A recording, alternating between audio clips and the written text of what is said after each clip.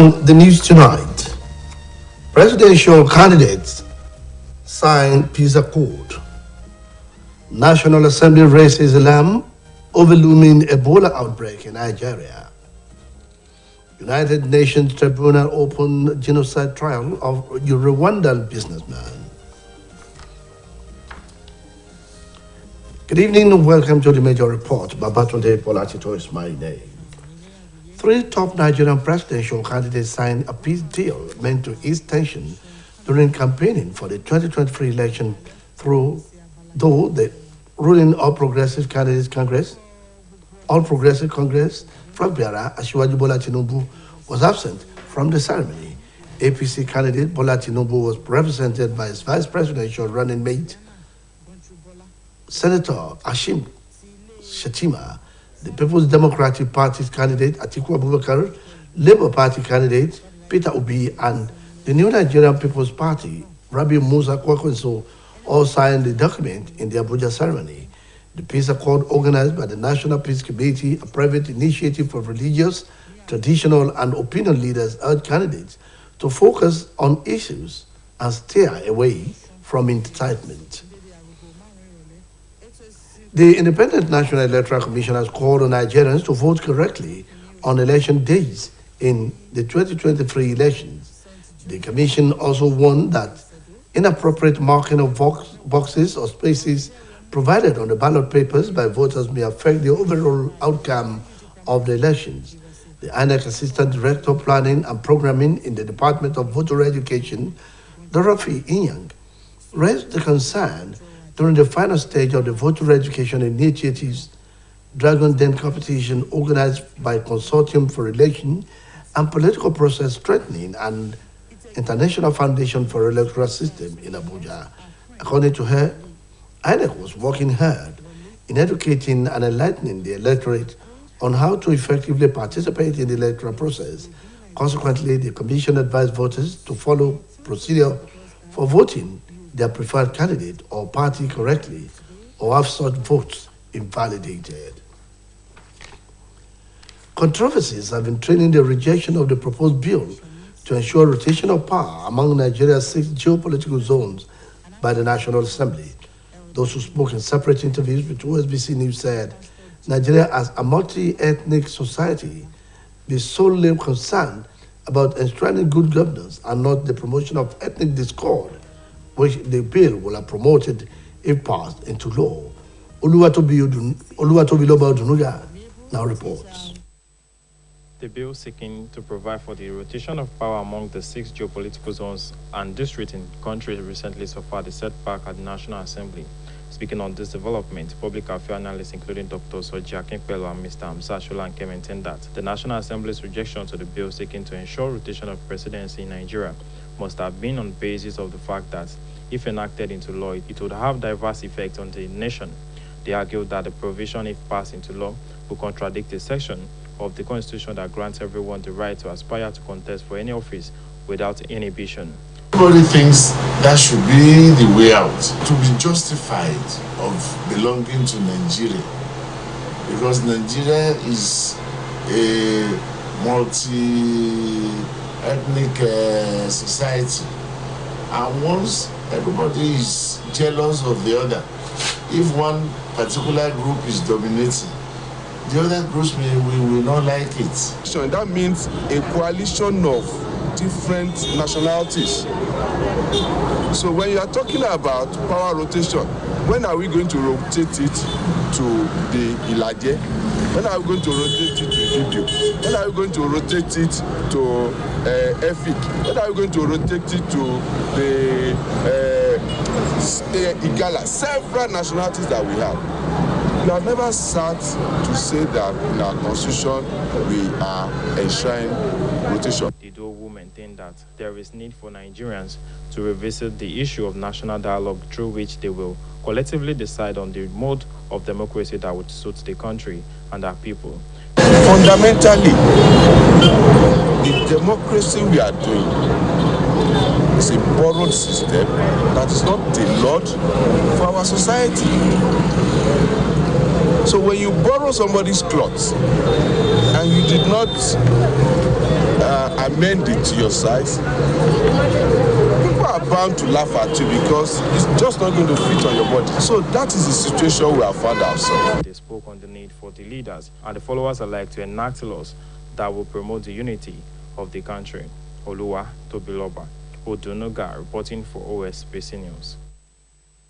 The Supreme Court has dismissed the case filed by Prince Dr. Babayemi against the candidacy of Senator Ademola Adeleke in the People's Democratic Party's primary held some months ago. The dismissal is based on technical ground. The Supreme Court maintained that the Interpretation Act relied upon by the Appellant Counsel, Mr. Adebayo Adelokun, does not apply in counting time when dealing with election matters.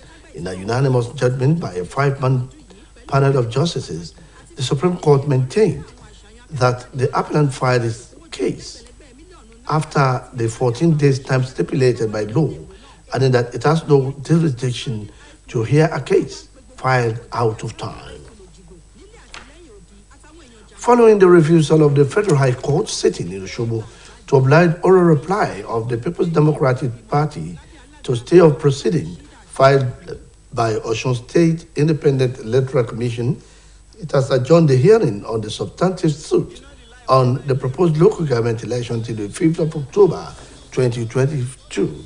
Saheed Adebaje will witness the court sitting report that another application filed by the All Progressive Grand Alliance to join the suit was served on all parties concerned. Here is the report. Federal High Court sitting before Justice Emmanuel Ayola today continued to entertain further joinder applications from interested parties as regards the suit filed by the People's Democratic Party requesting the court to put a stop to the proposed local government election in Osun State. Dr. Shakalayo, no SAN, who spoke before the court on behalf of OSEC, explained that after the rulings that granted the PDP application for amendment suit, OSEC has filed an appeal at the Court of Appeal Akure, and as such filed and served as stay of proceedings on all parties involved. However, the counsel to the People's Democratic Party, Mr. Kamia Ajibola, who acknowledged the receipt of the applications, claimed that replies to the applications have been served, but the court and the second defendant could not see the said served application. Hence, Justice Emmanuel Ayola rejected the oral application as replies demanded by Mr. Ajibola and ordered a documented replies, which led to the adjournment till 5th of October 2022. In another development, the All Progressives Grand Alliance APGA applied to join the suit as a party interested in the proposed election. Speaking shortly after the court session, one of the counsels to the Osun State Independent Electoral Commission, Mr. Jacob Anyanyemi, appreciated the decision of the court, saying that it is a mark of free hearing. There was a ruling of the court which second defendant OSEC filed an appeal against, and the appeal had been entered, and consequently we filed a motion for stay of proceedings. The motion was served on the other parties. In fact, on the last date, they indicated their interest to respond to that motion. When getting to court this morning, we were surprised. They said they had filed their response, but we were not served. Then thereafter they said they want to respond orally with the application that have been filed, that we have not been served. Then we said until we have a copy of their response before the application will be ripe for hearing. So consequently the matter was adjourned, further adjourned. Mr. Naim Adekilekun, a PDP counsel, however, expressed his displeasure at which parties now join the suit, saying that it is a way to distract the court. We filed our originating summons, and at this stage, the case is ripe for hearing. But in the tactics and in the antics of the OSEC and the INEC, they actually filed an application for stay of proceedings, hinging it on the fact that they've compiled their records and filed an appeal in respect of the order granted to us to amend our originating summons. So today, in the court today, they actually informed the court that records have been compiled and appeal has been entered in respect of the order granted, and they have an application to stay the proceedings. In the meantime, the counsel to the All Progressives Grand Alliance APGA, Mr. Isaac Olaide, says his claim is highly interested in the proposed local government election and as such will not want any hindrance against it. Hence, the joinder filed before the court. Got an application for joinder on behalf of APGA, All Progressive Grand Alliance, to join because the case of the plaintiff, the APP, is that they should stop the local government election is coming. And APGA is one of the parties that are interested in participating in the election. So they are supposed to be joined. Meanwhile, the court is expected to convene on the 5th of October 2022. Saeed Adeboje, OSBC News. Osun State Deputy Governor, Mr. Benedict Alabi, has felicitated the Governor of the state, Mr. Adeboye Oyetola, on the celebration of his birthday. Mr. Alabi, in a congratulatory message signed by his spokesperson, Olani Yajibola, described Oyetola as a leading light in the governance and public administration, adding that he has redefined the tenets of politics and governance through the admiration of many. According to him, new generation of politicians have enough to learn in the character and ideology of Oyetola for them to be successful and make indelible impact. Deputy Governor therefore wished Governor Oyetola a more fulfilling years ahead in health and divine wisdom to do more for the state and humanity at large. Similarly, the Speaker of Osun State House of Assembly, Honorable Timothy Uweye, has described the achievements of Governor Adeboye Oyetola in almost 4 years as remarkable. Honorable Uweye, while congratulating the governor on the occasion of his 60th birthday, held that he has made Osun proud of and enviable in the Committee of States in Nigeria. The Speaker, in a statement by Chief Press Secretary Olakunle Alabi, also stated that the achievement and efforts of Oyetola towards making Osun a prosperous state are indelible and worthy of mention. He added that the governor deserved the prayer of all, as he turned 68, saying his contributions to the development of the state in about 4 years as the administrator of the state remains enduring. While the secretary to the state government, Prince Wale Oyebamiji, has congratulated Governor Adeboye Oyetola as he celebrates his birthday. In a statement he signed on behalf of members of the state cabinet, Prince Oyebamiji extolled the progress recorded in the state under the governor. He prayed God to give Governor Oyetola a long life to serve the state and Nigeria more. In the same vein, Osun State Head of Service, Dr. Festus Olugboyega Oyebade, has eulogized what he called Governor Oyetola's exemplary leadership qualities as the governor as the chief executive of the state. In a birthday message to the governor, he noted that Governor Oyetola has given priority to workers' welfare and added shining colors to their careers in service with multiple promotions. The head of service prayed that all Governor Oyetola wishes come true in health and happiness today and always. The Federal Road Safety Corps has assured motorists of its commitment towards ensuring safety on highways and all roads through the deployment of technology. Osun State Sector Commander of the Corps, Commander Paul Okwe, gave the assurance while speaking with OSBC News against the backdrop of the newly introduced electronic tablet for patrol operations, noted that the technology will equally provide security and has the capacity to unravel real owner of a vehicle in case of theft. He speaks further. I'm Paul Corps Commander, Sector Commander, Federal Safety Corps, Osun State.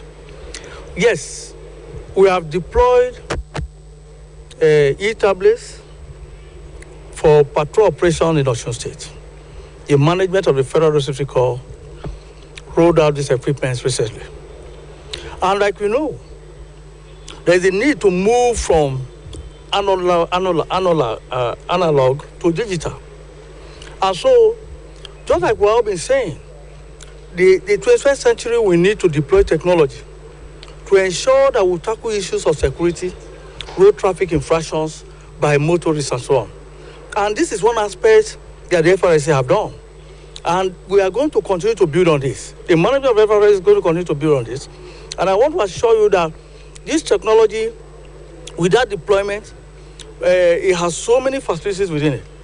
And once an offender, the details of a vehicle number is inputted, the details of the owner will come up immediately. There are so many things that the database does, and it is the way to go. I'm sure you agree with me that the country should be set to move from analog to digital, and that is what the FRS is doing. We are trying to ensure that we have technology for all of our processes, and this is one area. Thank you very much. Thank you. I don't speak here.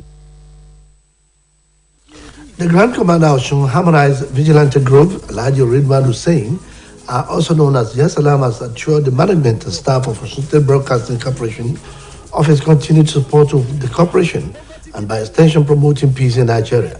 Alhaji Hussein gave the assurance while OSBC management team led by the Director General, Mr. Rashid Folaromi, paid him a courtesy visit to felicitate with him on the celebration of his birthday. Here are details. Osun State Broadcasting Corporation, led by the Director General, Mr. Rashid Folaromi, celebrated with Alhaji Ridwan Hussein Yasalam on the occasion of his birthday at his residence in Ede. Speaking on behalf of the management staff of OSBC, the Director General, Mr. Rashid Folaromi, was full of appreciation to the celebrant for his moral and financial support to the conglomerate at all times. The DG equally commended Alhaji Yasalam for his numerous contributions to the promotion of peace in the state through the activities of the Harmonized Vigilante Group and prayed Allah to continue to enrich his coast and give him strength to continue to serve God and humanity. He called on other privileged individuals within the society to come and partner with the Osun State Broadcasting Corporation towards the progress of the conglomerate, the state, and the country at large. Collaborating with you in all your projects. We know your agenda is on peace and security of the nation and our state and our darling state. And we are using this opportunity to assure you that we won't renege in keeping with you on the project of security and peace in the nation.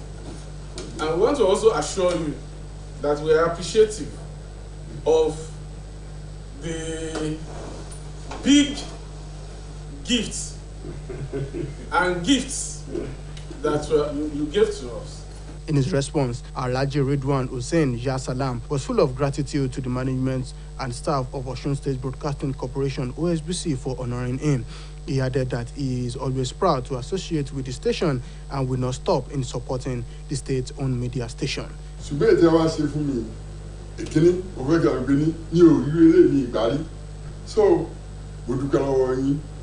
fact, I'm in sort of worse. And I'm very happy and I do appreciate being identified with you. Nítorí pé gbogbo ìgbà tí mo ti rìn kiri, Ọlọ́run kò fi fẹ́ èèyàn kan síwájú lọ́kàn mi OSBC lọ. The event climaxed with the presentation of gifts by OSBC management to the birthday boy.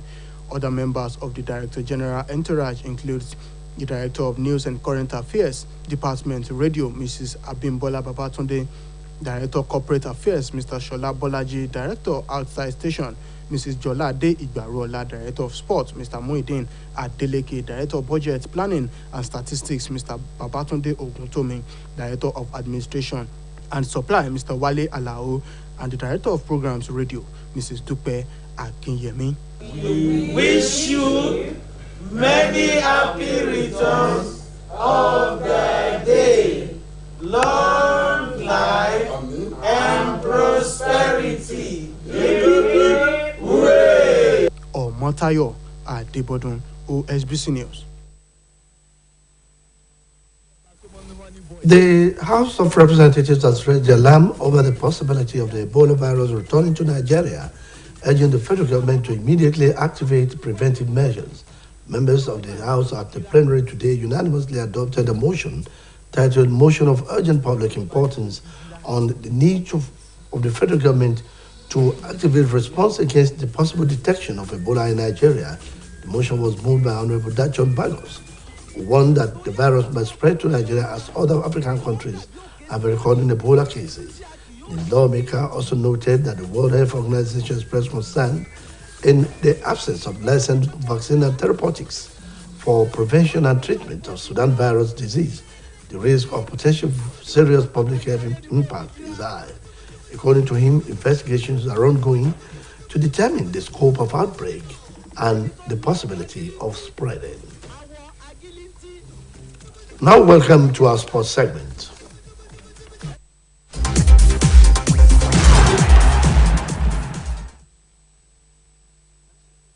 Turn to negotiations for the all-British heavyweight super fight with Anthony Joshua was set its rival another deadline and called him to sign the contract for their showdown today. Omotayo Adebono has details of this and more from the world of sports. British fans, what Tyson Fury has urged Anthony Joshua to give British fans what they want and sign the contract for a heavyweight world title fight in December.